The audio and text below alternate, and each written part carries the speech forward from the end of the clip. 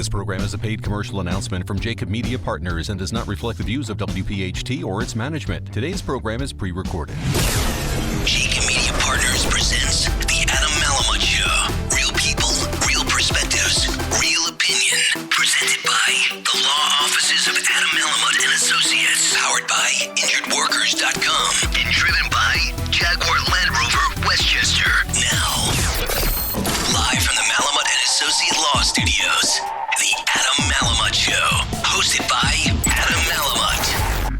And a good Saturday evening, everyone, and welcome in to Talk Radio 1210 WPHT. This is the Adam Malamut Show. Real people, real perspectives, real opinion. Adam, all yours, sir. Thanks, Krause. It's great to be back. It's a happy Saturday, everybody. Hopefully you had an opportunity to listen to our show last week where we talked about the superpowers, the government superpowers during the pandemic. If you didn't have an opportunity to listen to it, you can tune in on radio.com. Search for the Adam Malamut Show. You can also find it on our website, www.malamutlaw.com. Today we have a very exciting topic. We're going to lighten it up in some sense, but we're going to talk about something that has become more important now than I think we ever realized, and that's empowering our young people. The pandemic has been something that has shined the light on a lot of things that I think our society has neglected outside of the obvious economic and physical impact. It's had a great emotional and mental impact on children, on adults. I can tell you from homeschooling, I'm definitely traumatized. But we will talk today with our two guests. My dear friend, our Evesham, New Jersey Deputy Mayor Heather Cooper is here. Dina Skippa, who is the founder of Enough Labs and a champion for empowerment for not just females, but human rights. And we're going to dig deep into how we can empower and the importance of empowering our kids and the younger generation. But don't get lost in the fact that this is dealing with kids. We need more now than ever to empower one another. And what we've learned in recent months, and I shouldn't say we've learned, what we've known, but we've put into practice in recent months, is the importance of empowering society. The Black Lives Movement, which as everybody heard coming into the show, the radio station disclaims any opinion that I make as not their own. But I will tell you that I'm a firm believer if we don't talk about it, it goes away. The Black Lives Movement, equality discussions, these are things that we need to continue having to really create the democracy that we like to tout exists in our country. So, without further ado, I'd like to introduce Dina first and get a little bit of Dina's background and have her talk about what's inspired her to help to empower young ladies all over the world. Dina, welcome. Thank you, Adam. It's such a pleasure to be here. So, tell the audience a little bit about you. Sure. So I actually have been working in the field of international development for over 20 years, which is crazy. And I've always been passionate about learning about different cultures and really being able to work in a capacity that is improving well-being, really. And so I've always been fascinated about the empowerment of women and girls specifically, but as you mentioned, if the ties that are linked between gender equality are so inextricably linked to racial equality when you really think about it. For me, I have been blessed to have been able to travel to places I never thought I was going to travel. How many countries? Go ahead, tell the audience. How many countries? 30 countries across Africa, Asia, Latin America, and the Middle East. And what I have always found to be true is that women and girls have some incredible stories to tell. And what holds true, whether you're in Kosovo or Kabul or Kigali, women and girls face unique constraints that just are quite different than men in other countries. And so I was always drawn to what unique barriers and opportunities really lied for women and girls. And my work has taken me to work in totally different contexts, totally different cultures. But, women and girls are resilient. They're fighters. And I think despite the fact that there are certain unique challenges and roadblocks that are presented to women and girls, they also are equally committed to finding the solution. And I think with systems and practices that are enabling, far more supportive and empowering, women and girls could do anything. But I also think equally as important, and this is a conversation that's near and dear to my heart, obviously through Enough Labs, is that women and girls also need to empower one another and uplift each other. So Dina is extremely humble. Dina lived in Djibouti for 4 years. Yeah.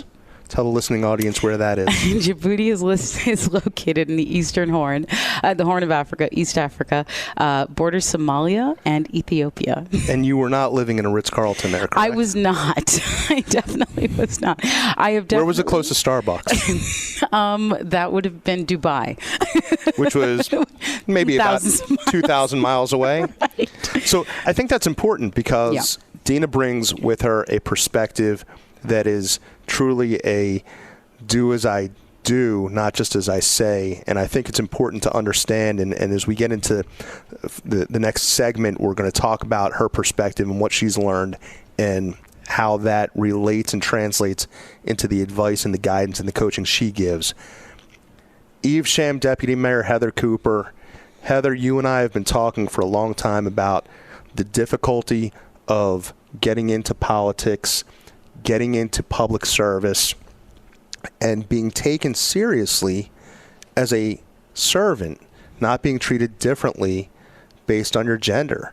And what you give to, and I know your family well, what you give to your kids is a great role model for how to ignore the critics, how to plow through, and it's not always easy, but how to plow through and keep growing. What's inspired you to do what you do and give back so much? Wow. Thank you, Adam. When you say it out loud, you don't realize what you're actually doing because you just want to execute and you want to serve others. So I think the ability to know the impact of serving other people is what is my internal motivator. So I'm motivated internally by that, but just also to know that you can help impact other people's lives so they can sustain that same practice for themselves. And you're not just fixing people. So all of the things you mentioned, I'm someone who's a survivor. I grew up, with 4 sisters and, around a lot of women in my life and a lot of obstacles that did get in my way. So I always felt that if I persisted, success would come through that service of other people. And I've always benefited just from seeing other people succeed, not through my own success. So I think that has been my biggest motivator. Having 2 young boys, I think, are really knowing I could be a role model for them on how to treat women. And then just sometimes having to train people how you want to be treated. You have to establish that expectation. It's important. You talked about how the young boys should treat women, and it's interesting. Our parents' generation talked to us about how boys should treat girls, and now the narrative, I believe, has to change, which it's how we treat each other. Because as soon as we start identifying how boys should treat girls and how girls should react to boys, we're already giving into the problem, right? We're already feeding the problem, feeding the myth. We're going to take a break in a minute. When we come back, I'm going to dive right in. It's a great topic. It's what is enough. We're going to empower young people for success. We're going to talk about how we can do that. We're going to go to break. We'll be back in a minute. This is the Adam Malamut Show. He's a great follow on social media. You'll find him on Twitter at Adam S. Malamut ESQ. And you can also follow Adam on Instagram at attorney_Adam_Malamut. Back in a moment. The Adam Malamut Show. Real people, real perspectives, real opinion. Thanks again for joining us. This is the Adam Malamut Show. This is Adam Malamut. and I am pleased to have Dina Skippa and Heather Cooper here with me today.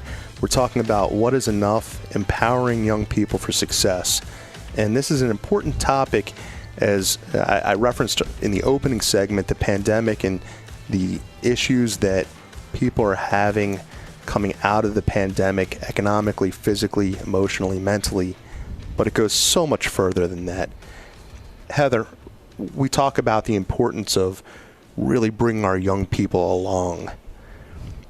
What are your thoughts on where we've failed and where we can continue to improve and help them succeed?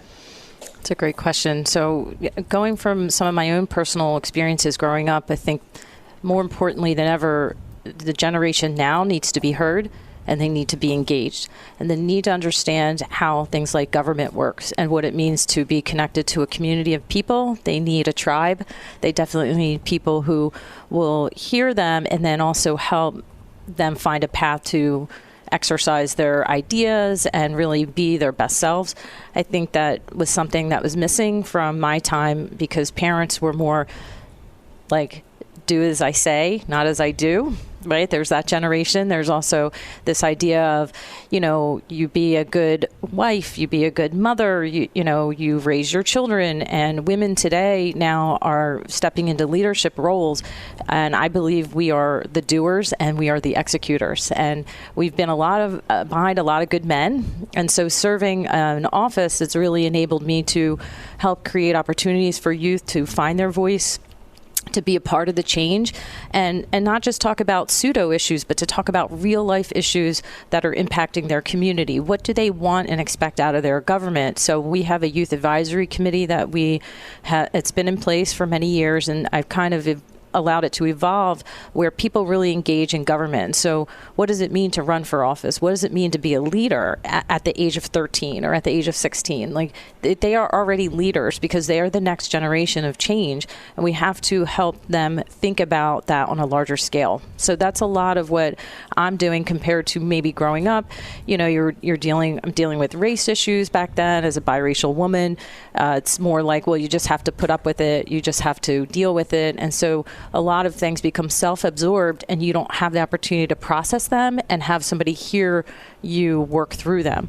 So we're in a time now where kids are just processing things so much faster. They have an extreme depth of understanding about what would be considered adult issues. So we have to hear them, and we have to let them guide us to what they would like to see, and then we can give them that mentorship, coaching that will help them grow, which sounds like what Dina is doing, and I think that's a phenomenal way and approach.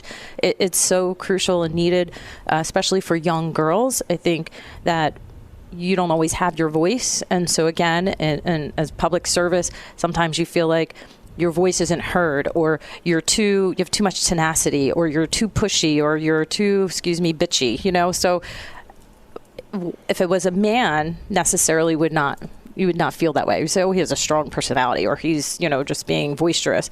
So for me, it's important that people hear my voice, because my voice represents many other women and future leaders as women too.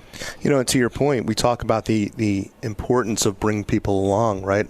Iron sharpens iron, and it's important to help people create the success that they may not have had access to, but putting that helping hand out. Mm-hmm. You mentioned your Youth Advisory Council. And one of the things I love about the Youth Advisory Council and a lot of things that you're doing in Evesham is you're teaching kids how things work.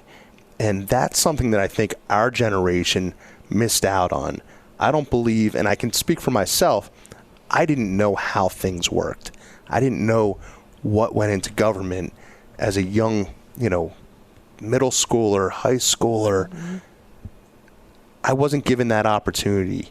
You created the opportunity in Evesham for young people to know. And these are important times, because I truly believe that the next generation of greatest activism are these middle schoolers and high schoolers. Yes. These are the kids, I say kids, these are the people who will be voting not this presidential election, but the next presidential election.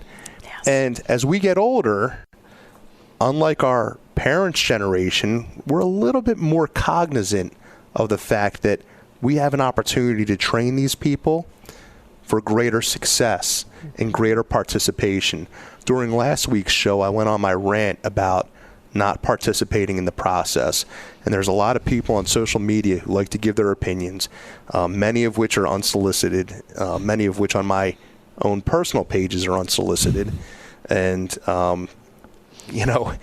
if you're going to give an opinion, you've got to be prepared to respond to my response, and you've got to be prepared to act on it. Yes. You've got to be prepared. Just giving the opinion's not enough. It's how do you really affect change?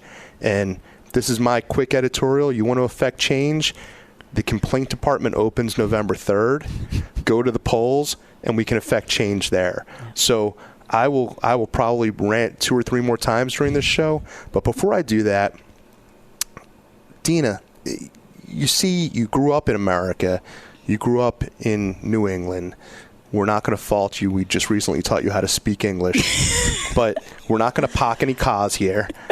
But with your experience internationally, what have been the differences as to how young people and young ladies have grown and matured and developed confidence in some of the places you've traveled compared to what we're doing here in America? Yeah, it's fascinating. I mean, I loved what Heather shared about the importance of voice and engagement. And I think to both of your points, I mean, this generation is one of the most active generations that I can recall really using their voice. And I think that's happening internationally. I've been a gender specialist working in international development and have been able to go to visit places like Egypt, where I've seen youth become so engaged politically, but also economically. I mean, I think what truly is empowering is learning how things work, as you mentioned, like really getting engaged with youth councils I've seen. And in Egypt, for example, I was so struck by this one woman I met, and she's one example of so many really inspiring, empowering young women who took it upon herself to move forward with her own network to support other female entrepreneurs.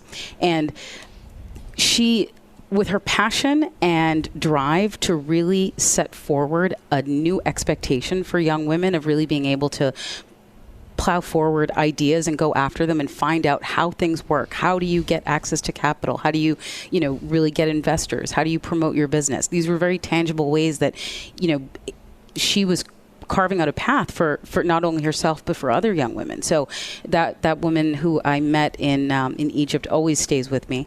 I think it's important that I've seen in different countries and different stages of political development in places like Afghanistan, where youth are still getting engaged.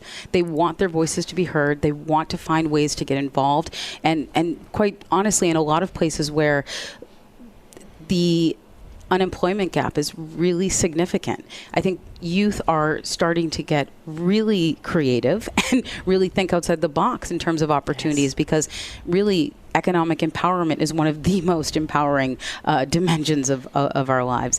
So I'm constantly inspired, but I think it also has to be said about some of the experiences of, youth are not monolithic. Boys and girls' experiences are not the same, and people's experiences are not the same. And I think when you look at intersecting dimensions of identity, it can exacerbate marginalization. So if you look, I had these conversations with young girls in Rwanda who were all teen moms, and the ways in which they were really looking for opportunities to carve out their own path, to create opportunities for their children and their own economic opportunities was incredibly inspiring. But the thing that struck me about that conversation was that no one ever asked them what their opinions were. No one had ever asked what they thought. And so they were so inspired and so moved that I was even asking them what their opinions were. So I think it's important to look at, when we're thinking about youth, to not proclaim that there's one experience for all youth. And that has been one of the most telling experiences for me traveling around the world, is that there are so many different experiences. It's important. I always joke about when I take my daughter out to dinner that I'm setting the bar so high that no boy can ever meet it. And, it's one of those truth in jest, but it's important for our kids to understand that they don't need somebody else to support them. They have the same ability, and in many cases, more of an ability to support themselves. So we're going to go to break in a minute, but when we come back, I want to talk about the unemployment gap. I want to talk about gender equality in the workplace. I want to talk about economic empowerment, and I'm going to talk about something that came out of Burlington County, which is the Equal Pay Act, and the importance of us recognizing and acting on the Equal Pay Act to make sure that we are doing what's right, which is paying people for their skills, not for their gender. We're going to go to break. We'll be back in a second. From the Malamut and Associates Law Studios, this is the Adam Malamut Show. So thanks for tuning in tonight. It is Saturday night. This is the Adam Malamut Show. I'm joined here with my guest, Dina Skippa, the founder of Enough Labs, and my dear friend, Evesham Deputy Mayor Heather Cooper. We're talking about what is enough, empowering young people for success. And when we took a break at the last segment, we were starting to talk about the unemployment gap, economic empowerment, and equal pay. We had a show several months ago, and you can find it on radio.com, iTunes, or on malamutlaw.com, search podcasts, where we talked about equal pay in sports. And we had a great segment where we talked about the equality. And I think that when you take sports as an entity and a topic of its own, equal pay takes a different meaning. But when you talk about Heather and I having the same job in the same business, in the same building, and oftentimes you see the male counterpart getting paid more, getting the promotions, getting certainly preferential treatment, and we see it all the time. There was a law that came out of Burlington County. Senator Diane Allen, former Senator Diane Allen, sponsored what we now know as the Diane Allen Equal Pay Act. This is a pervasive issue, and you wouldn't believe that it would be an issue because it's so obvious and it's such common sense. But we see it all over the place. Heather, these issues are tied together, right? The unemployment gap, the economic empowerment, the equal pay, it all comes down to gender. And how do we get that message across to our young people that they don't have to just accept that? That's a great question. You ask a lot of great questions. Thank you. You really think deeply about this stuff, don't you? Listen, we've had these conversations, yes. And, these conversations that start off as conversations that are a couple minutes turn into a long conversation because they're important topics, and the more we dig, the more we find. So, yes. It's layer after layer after layer, and the problem is until people are ready to acknowledge the difference, we're not going to be able to address the solution. Absolutely. So we have to keep having the conversation for sure. I think the Equal Pay Act really did a lot in terms of not having to ask for people's salary, what were you making? And that's great. And one of the roles that I have in my day job career is that, we're evaluating candidates for hire. And so you have to look at skill sets and strengths. And there are going to be certain fits for women that men may not match and vice versa. But when you look at people equally and take away the labels, I think that's the problem in society. We have so many labels on people. Then I think that's a part of the addressing it once we acknowledge that. And that, there's equal rights, for race and religion and, gender, and there's all of these other facets, but we forget that very basic male-female disparity still exists. So I think that for youth, they have to understand that they can be strong in their own right through their own voice again. And I think that teaching them, you can have any skill set, whether you want to be able to build something or you want to drive a truck, it doesn't fit a certain gender. it suits an interest. It's based on your interests, and that is where you draw your strength from. And the more that we teach that, have that conversation, and even in the workplace and in the adult workplace, as adults, we have to remember, what are the strengths? You see the women are the doers, and they're always the busy ones and the administrative folks. And again, like I said, they're typically behind the good men. But I think when the good men give the recognition and bring those folks forward, those women, those ladies forward into roles that perhaps commonly wouldn't be available on a board or in other organizations, and it becomes a part, just like with Black culture, Black Lives Matter issues, when Black people, when women start to be at the table, just like everyone else, we don't have to go, oh, she's the first. They are the first. It just becomes a part of our culture. So we have to start changing the culture and the conversation. There's a lot of people who have broken the glass ceiling, so to speak. But the problem is there's folks that believe that that's where the fight ends. That's really where the fight just begins. So Katie Sowers was the first female to coach in an NFL championship game. And, it's amazing to see, and you can liken that to when Jackie Robinson broke the color barrier in Major League Baseball. The problem is, what do we do from here? And how do we get other NFL teams to recognize the skill set that may produce an opportunity for other females? And, Heather, you nailed it. You talked about labels. It shouldn't be a female-male opportunity. It should be an opportunity, right?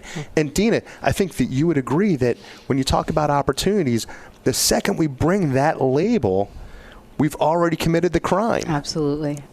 And you were talking about, the importance of unpacking the unemployment gap, and which I think is incredible, all of the great work that's being done in Burlington County around this. It's so necessary. But I think there's another gap that's really important, and that's the confidence gap.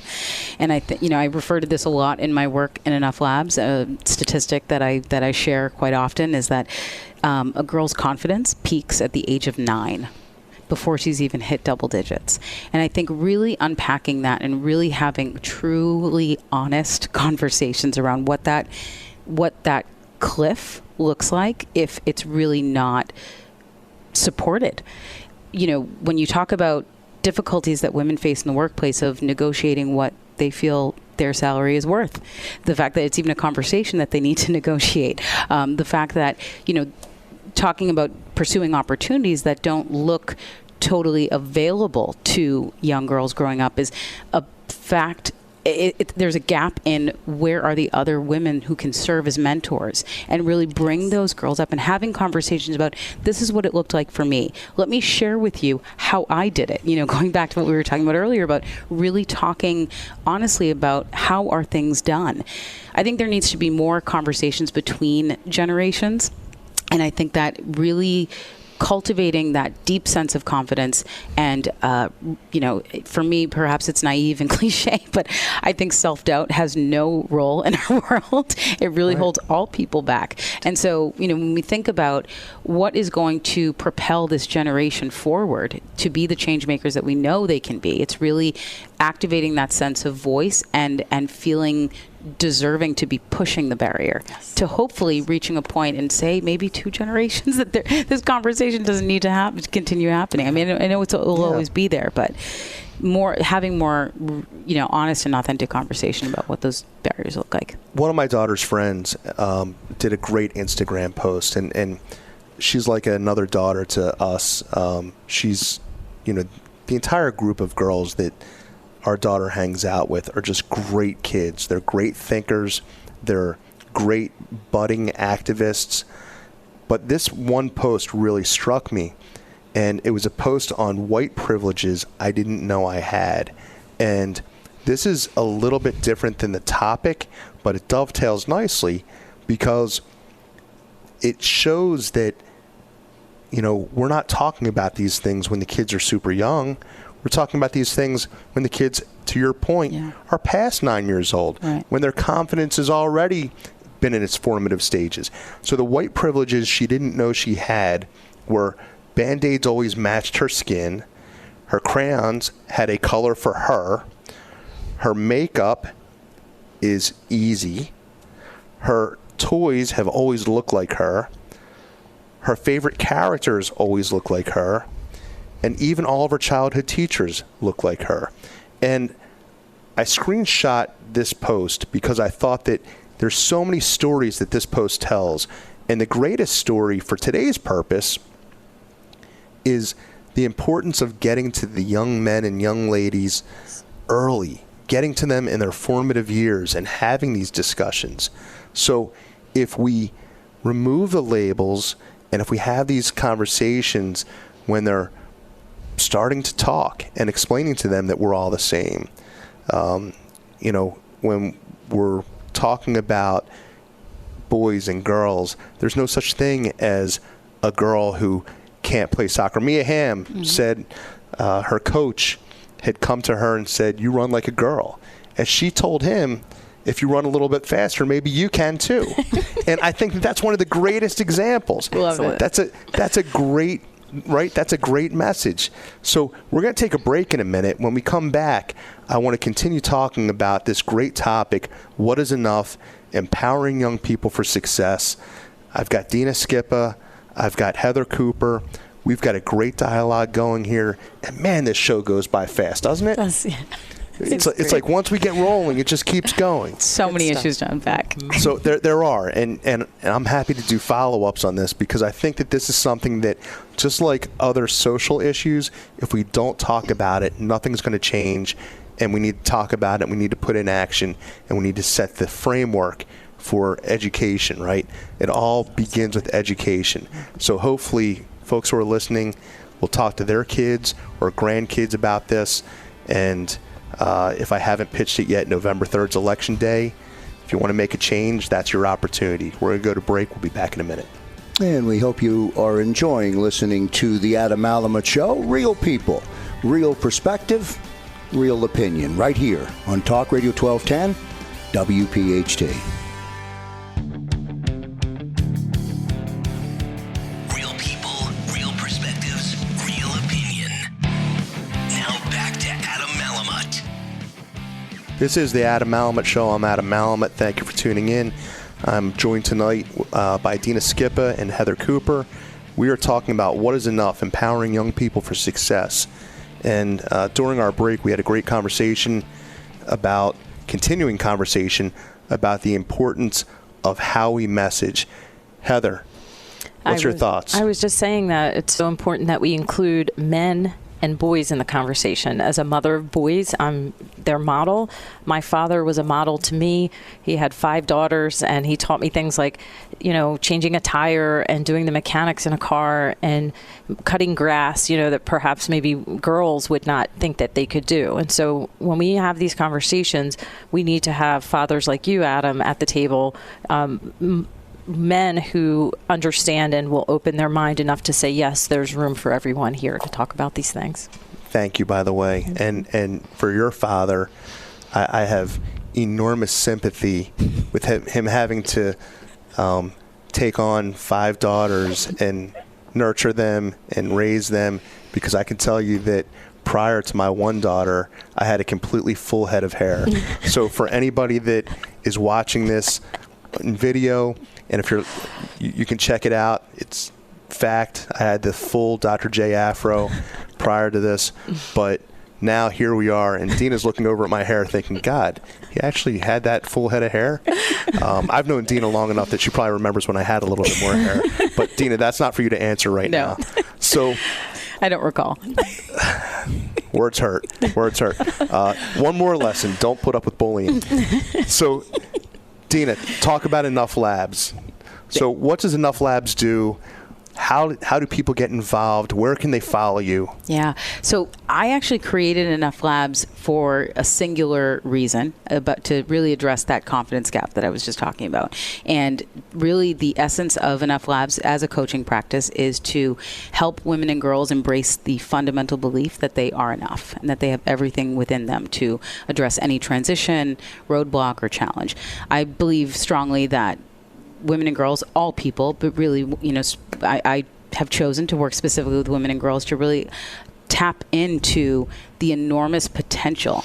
I have this thing that I just see possibility when I talk to people. I recognize that there are roadblocks, but I think that there are ways that we can tap into that resilience and really overcome it. So Enough Labs can be you can learn more about it. Join the conversation at enouughlabs.com. Also on social media at Enough Labs on Instagram and Facebook at Enough Labs 1. And it really is truly a conversation. It's all about having conversations like this and really putting thoughts and ideas out there about really debunking what enough means and why we oftentimes are so quick to look outside of ourselves when we have everything we need within. And so Enough Labs is really on fire right now, dare I say. We're doing a ton of work with one-on-one coaching, small group coaching programs, and also looking to expand partnership opportunities with schools and community centers. Right now, I know during this time with COVID, it's pretty difficult to come together in person, but we are trying to develop programs that can still be done virtually. And we actually were able to host a conference for girls earlier this year that we're looking to do more conferences virtually, just, because it's so needed. We can't wait until we can all get together. So looking to continue that conversation in dynamic ways. And there's also a podcast hosted by Enough Labs as well, Embracing Enough. And where can they find the podcast? The podcast can be really accessed wherever you listen at podcasts, on Spotify, Google Podcasts, Apple iTunes, and Anchor. Great. Yeah. So, we talked about confidence being a muscle.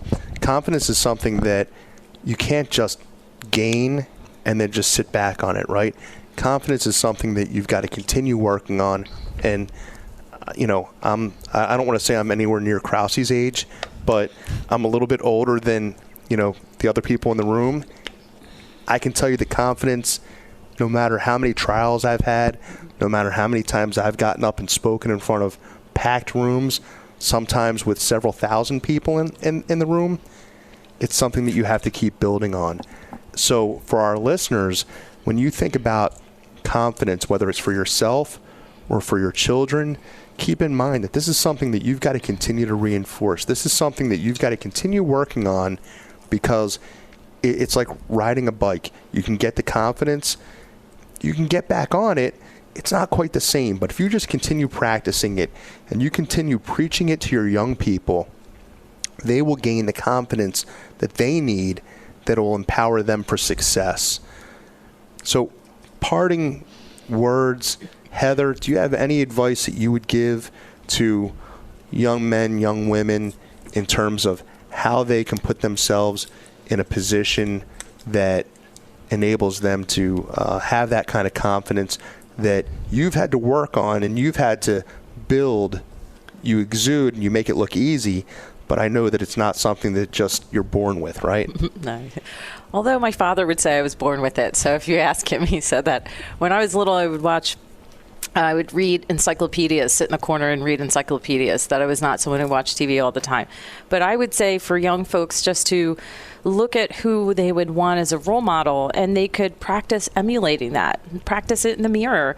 Surround yourself with positive people and look to those people that will hear your voice. And when you do that, you'll find, just as you said, that Dina said, everything you have is already inside of you that you need, and you just need to surround yourself with people who will give you the tools to bring it out of you. And that's what builds confidence. And sometimes getting knocked out a few times will help you have the confidence. I mean, I'm a survivor of many, many things, bullying and just people not being kind. And I think that you build a resilience to that when you just get back up again. So that is, I think, persistence.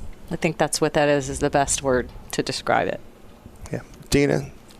Any quick words? Yeah, I would say to all your listeners, but especially to the women and girls listening, I would advocate to fall in love with yourself at every single stage. I think no matter what trials or tribulations you may be going through, fall in love with the person you are becoming, because there is so much in store. And when you truly love yourself, I think anything is possible. So I'm going to offer you my unpaid political endorsement. The opportunity for you to affect change and continue to affect change is November 3rd. If you have not registered to vote, register to vote. If you are registered to vote and you don't vote, shame on you. Our country is built on the ability for the people to choose who is going to run the country and who is going to lead.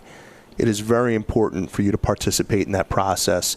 If you do not want misogynistic leaders that your children are going to watch and think that they are sentenced to a life of servitude to others, you can affect change. If you don't want somebody who is going to set an example and set policy that is contrary to your beliefs and what you envision for you and your children and your children's children, November 3rd is the date. I've referred to it as the day that the complaint office opens.